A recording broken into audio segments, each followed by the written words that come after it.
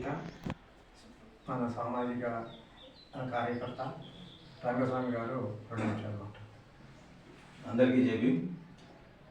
మనందరికీ తెలుసు, కర్నూలు జిల్లా అంటే ఇప్పుడు సంజీవయ్య గారి పేరే స్మరిస్తున్నారు.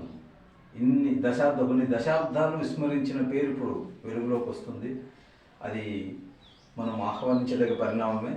దాంతోపాటుగా ఆయన చేసిన సేవలు నిత్యం కొనియాడుతున్నాం. అంత గొప్ప వ్యక్తి, అట్లాంటి గొప్ప వ్యక్తి సహచరే మన కృష్ణవేణమ్మ.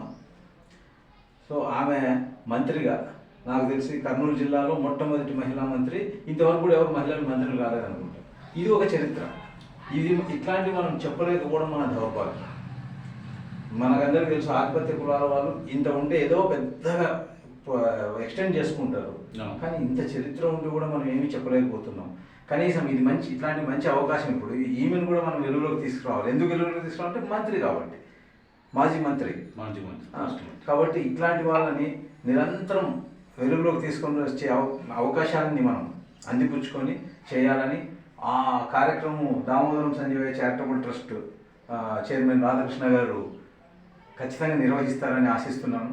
ఎందుకంటే ఇట్లాంటి వాళ్ళని చేస్తే ఆ ట్రస్ట్కి కూడా మంచి పేరు వస్తుంది.